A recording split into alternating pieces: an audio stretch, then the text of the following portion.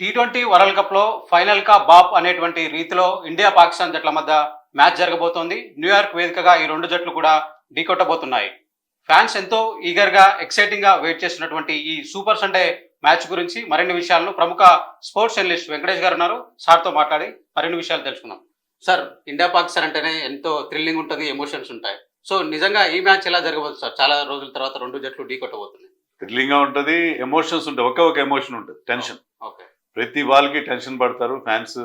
అది 4 కొట్టినా 6 కొట్టినా, లేకపోతే ఎక్కడ వికెట్ అవుట్ అవుతా, విరాట్ కోహ్లీ అవుట్ అవుతాడా, రోహిత్ శర్మ అవుతాడా, భయం కూడా ఉంటుంది. సో చాలా టెన్షన్ గా, అంటే this is not for the week hearts. కాస్త బలహీనంగా ఉండేవాళ్ళు ఈ మ్యాచ్ చూడకుండా ఉంటే మంచిది.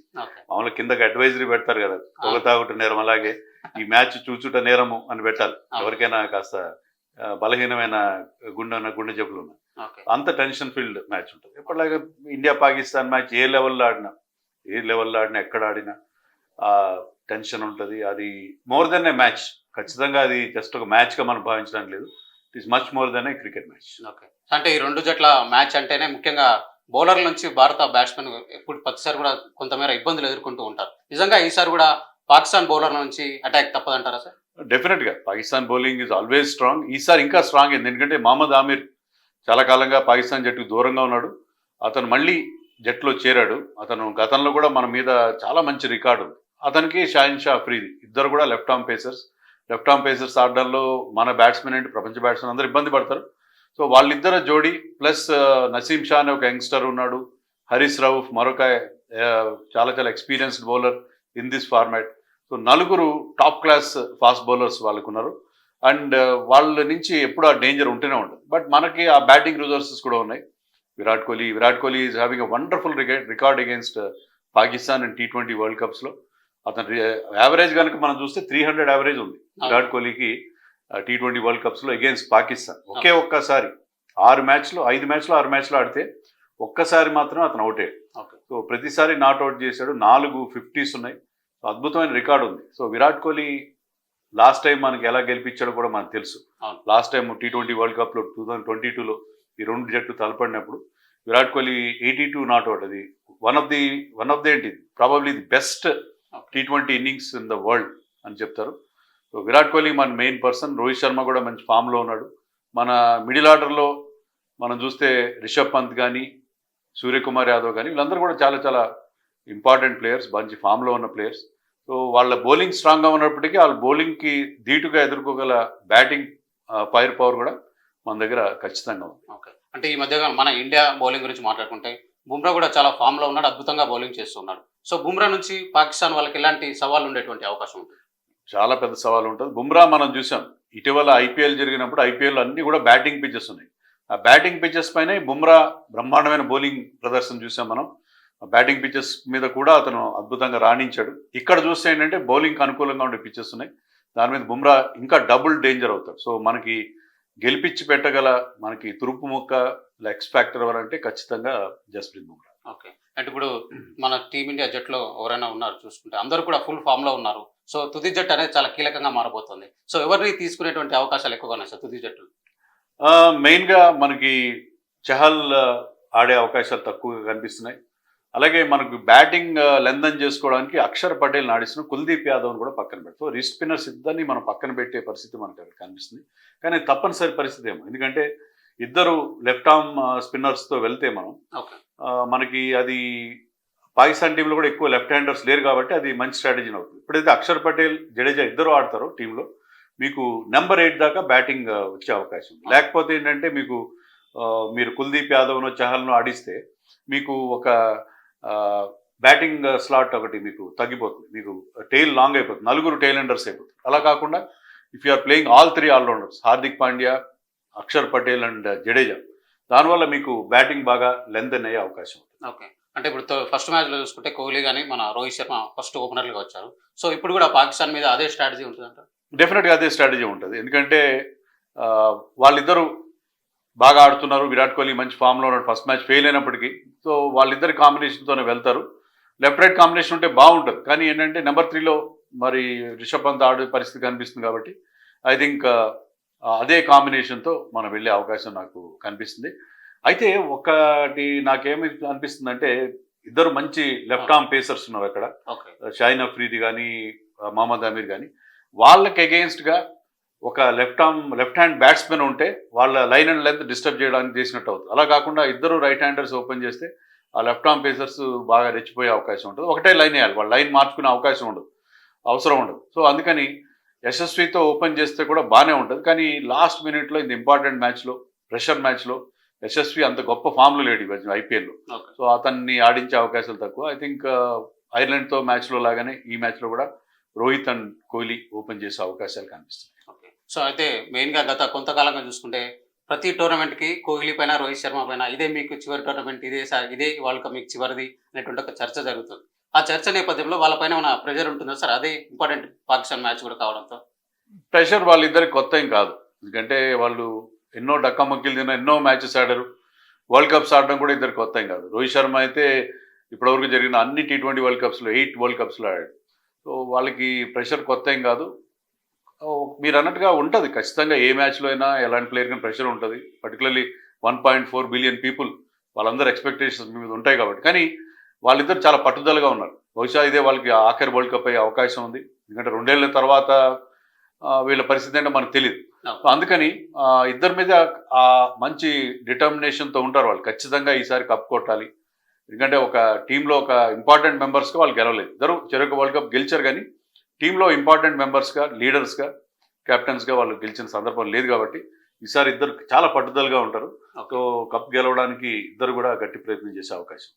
సో మెయిన్గా 3వ స్థానం గురించి చర్చ బాగా జరుగుతుంది. సో ఇప్పటికే రిషబ్ పంత్ రీ ఎంట్రీ ఇచ్చారు. సో ఆయన పర్ఫార్మెన్స్ ఎలా ఉంది సార్? ఇప్పుడు కంటిన్యూ అయ్యేటువంటి అవకాశం ఉందా 3వ స్థానంలో?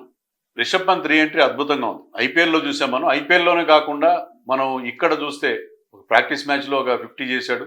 ఐర్లాండ్ మీద కూడా అతను ఒక ఇంపార్టెంట్ నాక్ ఆడడం చూసాం.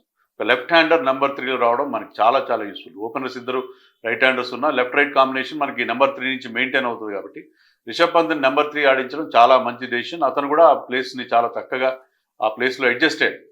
సో రిషబ్ పంత్ నెంబర్ 3లో ఆడతాడని మన బ్యాటింగ్ కోచ్ విక్రమ్ రాథోడ్ కూడా చెప్పడం జరిగింది ప్రెస్ మీట్లో. So Rishabh Pant is likely to continue. ఇదే రకంగా వెళ్ళే అవకాశం ఉంది. దానివల్ల ఏంటంటే మనకి ఆ లెఫ్ట్ రైట్ కాంబినేషన్ తర్వాత మన లెఫ్ట్ హ్యాండర్స్ ఉన్నారు. ఎందుకంటే మీకు ఒకవేళ శివం దుబే, జడేజా, అక్షర్ పటేల్ ముగ్గురు కూడా లెఫ్ట్ హ్యాండర్స్ కాబట్టి రిషబ్ పంత్ అప్ ఫ్రంట్లో నెంబర్ 3లో ఆడితే తర్వాత మీరు ఆ ముగ్గురు లెఫ్ట్ హ్యాండర్స్ని మీరు అవసరాన్ని బట్టి వాళ్ళని వాడుకునే అవకాశం ఉంది. హార్దిక్ పాండ్యా, సూర్యకుమార్ యాదవ్ వారిద్దరు రైట్ హ్యాండర్స్. ఈ ముగ్గురు లెఫ్ట్ హ్యాండర్స్ని మనం సిచ్యుయేషన్ బట్టి వాడుకుని లెఫ్ట్ రైట్ కాంబినేషన్ని మెయింటైన్ చేసే అవకాశం ఉంది. ఓకే సార్, ఇప్పుడు మనకున్నటువంటి ఆల్రౌండర్లో చూసుకుంటే ప్రముఖంగా హార్దిక్ పాండ్యా గురించి ఎప్పుడు కొంత ఆయన మీద ఎప్పుడు ఒక చర్చ జరుగుతుంది, అనుకుని ఎప్పుడు కాన్ఫిడెన్స్ ఉంటూనే ఉంటుంది. సో ఐపీఎల్కి ఇప్పుడు చూసుకుంటే ఎట్లా ఉంది సార్ పర్ఫార్మెన్స్ అనేది? సో ఐపీఎల్ కానీ ఈ పర్ఫార్మెన్స్ కానీ ఎలా ఉంది? ఇదే అంటే ఫస్ట్ మ్యాచ్లో బాగా ఆడాడు. సో అదే కంటిన్యూ అయ్యేటువంటి అవకాశాలు ఎంత మేర ఉంటాయి? మనం ఎప్పుడు ఒక కొటేషన్ చెప్పుకుంటాం, form is temporary, class is permanent అని చెప్పి. హార్దిక్ పాండ్యాకి బోడంత ఎక్స్పీరియన్స్ ఉంది. వరల్డ్ కప్స్లో ఎప్పుడు బాగా ఆడిన పరిస్థితి కూడా చూసాం మనం. లాస్ట్ T20 వరల్డ్ కప్లో విరాట్ కోహ్లీ 82 చేసినప్పుడు we had a 100 run partnership with Hardik Pandya. ఫైనల్లో కూడా మనం సెమీఫైనల్లో మనం ఇంగ్లాండ్తో ఓడిపోయినప్పుడు కూడా Hardik Pandya was our top scorer. Bowling కూడా బాగా చేస్తున్నాడు ఈ సీజన్లో. బ్యాటింగ్లో కూడా ప్రాక్టీస్ మ్యాచ్లో అతను బాగా ఆడడం చూసాం. సో ఆ టోర్నమెంట్ ఐపీఎల్ అయిపోయింది. This is a different tournament. ఇక్కడ అతను డిఫరెంట్గా ఆడే అవకాశం ఉంది. ఖచ్చితంగా అతను ఉండడం వల్ల, టీంలో ఉండడం వల్ల మనం ముగ్గురు స్పిన్నర్స్ని ఆడించుకోవచ్చు.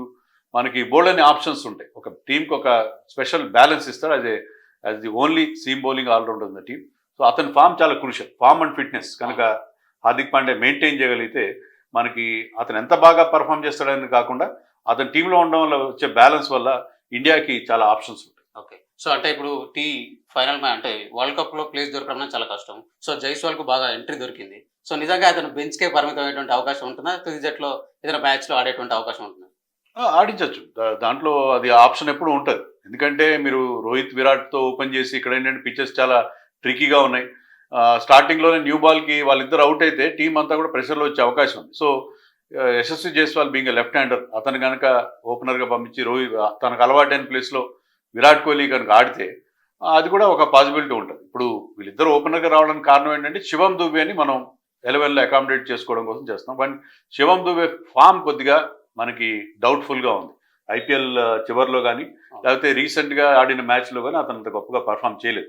సో శివం దుబే అంత గొప్పగా ఆడని నేపథ్యం కనుక ఉంటే మళ్ళీ ఖచ్చితంగా యశస్వి జైస్వాల్ని మనం ఓపెనర్గా చూసే పరిస్థితి ఉంది. ఓకే. అంటే బ్యాటింగ్ కొద్దిసేపు పక్కన పెడితే సో బౌలింగ్ విభాగం ఎలా ఉంది సార్? బుమ్రా ఉన్నాడు. సో మిగతా బౌలర్లు ఎలా ఉన్నారు? సో ఎట్లా తుది జట్టులో ఎవరెవరు తీసుకుంటే బాగుంటుందంట బౌలింగ్ సంబంధించి?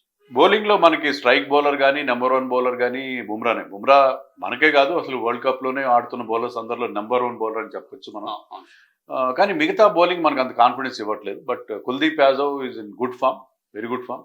లక్కీగా ఏంటంటే హర్షదీప్ సింగ్ ఐపీఎల్ అంత గొప్పగా పర్ఫామ్ చేయలేదు. కానీ ఇక్కడ మాత్రం ఈ వరల్డ్ కప్లో ప్రాక్టీస్ మ్యాచ్లో కానీ ఫస్ట్ మ్యాచ్లో కానీ వికెట్స్ తీస్తున్నాడు. న్యూ బాల్ బాగా స్వింగ్ చేయడం అనేది చూస్తున్నాం మనం. సో హర్షదీప్ సింగ్ ఫామ్లోకి రావడం చాలా చాలా యూస్ఫుల్. అలాగే సిరాజ్ కూడా బాగానే బౌలింగ్ వేస్తున్నాడు. సో వాళ్ళిద్దరి మీద మనకి అంత ఎక్స్పెక్టేషన్స్ లేవు. But they are also doing well. ఇంకోటి ఏంటంటే మన ఇద్దరు left arm spinners, orthodox left arm spinners Jadeja కానీ అక్షర్ పటేల్ కానీ ఇద్దరు కూడా చాలా వాళ్ళు ఎకానమీ అంటే defensive kind of bowlers, wicket తీయడం అంత ఎక్కువ కనబడదు. సో వాళ్ళిద్దరు పర్ఫార్మెన్స్ కూడా చాలా క్రూషియల్ కాబోతుంది. వాళ్ళిద్దరి మీద కూడా మనకి అంత ఎక్స్పెక్టేషన్స్ లేవు. సో ఓవరాల్గా బౌలింగ్ అంత స్ట్రాంగ్ అనిపించట్లేదు కంపేర్ టు బ్యాటింగ్. ఓకే. అంటే ఇప్పుడు ఈ మ్యాచ్ లో కూడా కంపల్సరీ అంటే ఫస్ట్ మ్యాచ్ లో ఇద్దరు లెఫ్ట్ ఆర్మ్ స్పిన్నర్లు తీసుకున్నారు. సో ఈ మ్యాచ్ లో కూడా వాళ్ళనే తీసుకునేటువంటి అవకాశం ఉంటుంది తప్పనిసరి. ఎందుకంటే మనకి బ్యాటింగ్ లో డెప్త్ కావాలి. అక్కడ పిచ్చెస్ చూస్తుంటే ఏంటంటే చాలా డేంజరస్ గా ఉన్నాయి. ఆ పిచ్ మీద కనీసం 100 రన్స్ చేయడం కూడా కష్టంగా ఉంది. 100 రన్స్ చేసి 100 రన్స్ లోపు టార్గెట్ ని చేంజ్ చేయడం కూడా కష్టంగా ఉంది. అలాంటి దారుణమైన పిచ్ల పైన మీకు బ్యాటింగ్ లో ఎక్స్ట్రా క్వశ్చన్ అనేది అవసరం. సో ఇండియా మళ్ళీ అదే కాంబినేషన్ తో వెళ్ళే అవకాశం ఉంది. అండ్ వాళ్ళ దగ్గర ఎక్కువ లెఫ్ట్ హ్యాండర్స్ కూడా లేరు కాబట్టి మళ్ళీ ఇద్దరు లెఫ్ట్ ఆర్మ్ స్పిన్నర్స్ తోనే వెళ్ళే పరిస్థితి మనకు అనిపిస్తుంది. అంటే ఇప్పుడు పిచ్ల గురించి మాట వచ్చింది కాబట్టి సో కరేబియన్ కి సంబంధించి కానీ యూఎస్ఏకి సంబంధించి రెండు పిచ్ల మధ్య ఎలాంటి తేడా ఉంటుంది సార్? కెరీబియన్ లో మనకి పిచెస్ ఎలా ఉంటాయో గతంలో మ్యాచెస్ జరిగాయి కాబట్టి మనకు తెలుసు. అక్కడ కొంచెం స్లోగా ఉంటాయి, స్పిన్నర్స్కి అనుకూలంగా ఉంటాయి.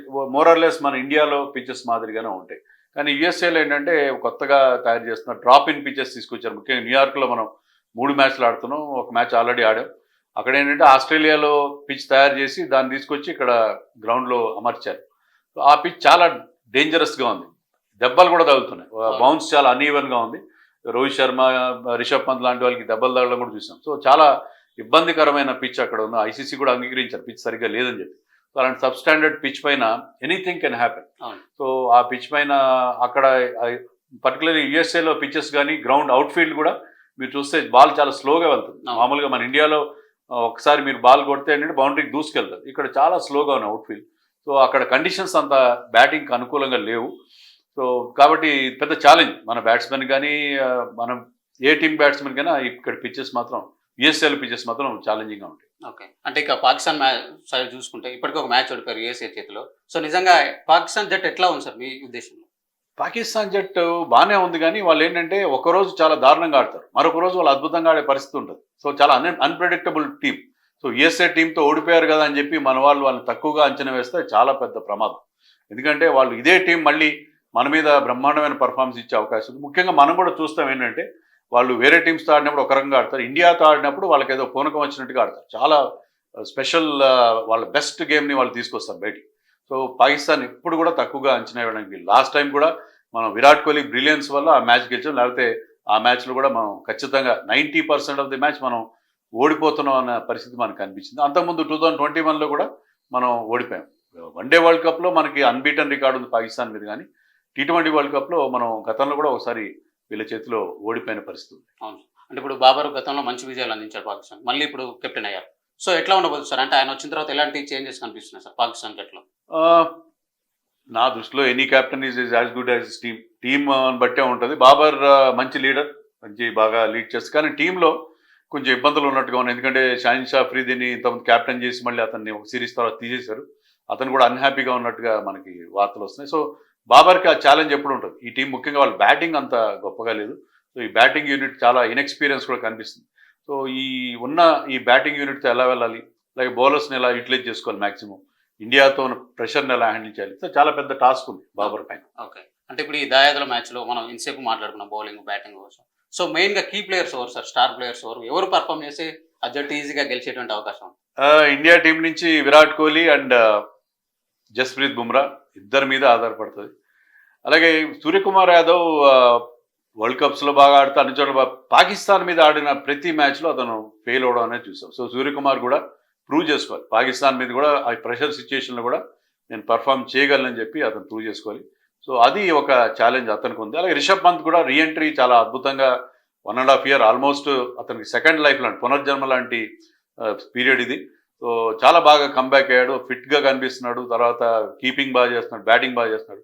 సో రిషబ్ పంత్ కూడా చాలా కీలకమైన ప్లేయర్ అయ్యే అవకాశం. ఓకే, అంటే ఇది ఇండియా సైడ్. పాకిస్తాన్ సైడ్ చూసుకుంటే ఎవరున్నారు సార్ అంత స్టార్ ప్లేయర్ పర్ఫార్మెన్స్ ఎక్కువ? పాకిస్తాన్లో వాళ్ళ బౌలర్సే చెప్తాను నేను. మహమ్మద్ అమీర్కి ఇండియా మీద చాలా మంచి రికార్డు ఉంది. ముఖ్యంగా 2017 ఛాంపియన్స్ ట్రోఫీ ఫైనల్లో వరుసగా 3 వికెట్లు తీసి మన మీద చాలా ప్రెషర్ పెట్టాడు. అలాగే షాహిన్ అఫ్రీది కూడా, వాళ్ళిద్దరూ చాలా కీలకమైన బౌలర్స్ వాళ్ళకి.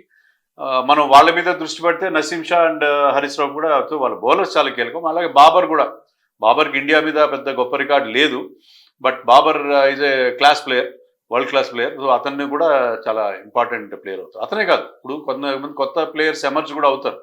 ఒకసారి మనం పాకిస్తాన్తో ఆడుతున్నప్పుడు మెయిన్ ప్లేయర్స్ కంటే కూడా సడన్గా ఒక కొత్త ప్లేయర్ కూడా ఇండియా మీద బాగా ఆడే పరిస్థితి ఉంటుంది. సో వాళ్ళకి ఆ ఇన్స్పిరేషన్ వస్తుంది ఇండియాతో ఆడుతున్నప్పుడు. సో మెయిన్గా Babar and their fast bowlers, వాళ్ళని మనం జాగ్రత్తగా డీల్ చేయాలి. సో ఇప్పుడు అందరూ ఒకటే అంగీకరిస్తున్నారు, పిచ్లు అనేవి కొంచెం అన్ఈవెన్గా ఉన్నాయని అందరికీ అర్థమైపోతుంది. సో టాస్ అనేది ఎంత కీలకంగా మారబోతుంది? టాస్ చాలా కీలకం అవుతుంది. అదే ఇప్పుడు ఉన్న ప్రాబ్లం ఏంటంటే టాస్ చాలా ముఖ్యం అవుతుంది ఇక్కడ. ఎందుకంటే ఫర్ 2 reasons. ఒకటి, మీరు ఫస్ట్ బ్యాటింగ్ చేసిన టీం చిన్న స్కోర్ చేస్తే అది పిచ్ ఎలా ఉన్నా సరే సెకండ్ బ్యాటింగ్ చేసిన టీంకి అది చేజ్ డౌన్ చేయడం ఈజీ అవుతుంది. ఎందుకంటే టార్గెట్ వాళ్ళకి తెలుసు కాబట్టి వాళ్ళు దాన్ని బట్టి ప్లాన్ చేసుకోవడానికి వీలవుతుంది. ఫస్ట్ బ్యాటింగ్ చేసిన టీం 120, 130 చేస్తే సెకండ్ బ్యాటింగ్ చేసిన టీం మీద ఎలాంటి ప్రెషర్ ఉండదు. So second batting is always better, అదొక రీజన్. రెండోది ఏంటంటే మ్యాచెస్ అన్ని డే మ్యాచెస్ పెడతారు ఇండియాలో ప్రైమ్ టైం కోసం అని. అంటే మనకి ఇక్కడ సాయంత్రం 8 గంటలకు స్టార్ట్ అవడం కోసం అని అక్కడ లోకల్ టైం ఉదయం 10:30కి మ్యాచ్ స్టార్ట్ చేస్తున్నారు. సో ఉదయం 10:30 అంటే అక్కడ మీకు కొంత ఫ్రెష్నెస్ ఉంటుంది, మార్నింగ్ ఫ్రెష్నెస్ వల్ల బాల్ స్వింగ్ అవుతుంది. సో మొదటి 3-4 ఓవర్లో వికెట్లు పడడం అనేది కూడా మనం చూస్తాం. సో టాస్ చాలా కీలకం. టాస్ గెలిచిన కెప్టెన్ ఎవరైనా సరే వితౌట్ ఎనీ డౌట్ బౌలింగ్ తీసుకునే అవకాశం ఉంది. కాబట్టి టాస్ ఈ మ్యాచ్లో చాలా కీలకం. That is unfortunate. ఎందుకంటే కీలకమైన మ్యాచ్లో టాస్ మీద డిపెండ్ అవ్వడం అనేది చాలా చాలా అన్ఫార్చునేట్. ఓకే, సో అంటే ఏ మ్యాచ్ ముందైనా సరే గత రికార్డులు అనేది చాలా ఇంపాక్ట్ చూపిస్తుంటే చాలా ప్రెషర్ ఉంటుంది. సో గతంలో వరల్డ్ కప్ సంబంధించినటువంటి రికార్డుల ప్రభావం ఈ మ్యాచ్ పైన ఏమైనా ఉంటుందంటారా, లేదంటే ఇది ఫ్రెష్ మ్యాచ్ లాగా ట్రీట్ చేసేటువంటి అవకాశం ఉండాలని మనం కోరుకుందాం. ఎందుకంటే ఇండియాకి మంచి రికార్డు ఉంది కాబట్టి. ఎందుకంటే 7 మ్యాచ్లు ఆడితే దాంట్లో మనం 5 మ్యాచ్లు గెలిచాం, ఒక మ్యాచ్ టై అయింది. ఆ టై కూడా మనం గెలిచాం. 2007లో బౌల్అవుట్ జరిగింది, ఎప్పుడు లేనట్టుగా ఆ బౌల్అవుట్లో మనం గెలిచాం. సో 6 సార్లు మనం ఒక్కసారి 2021లో మాత్రం వాళ్ళు గెలిచాం.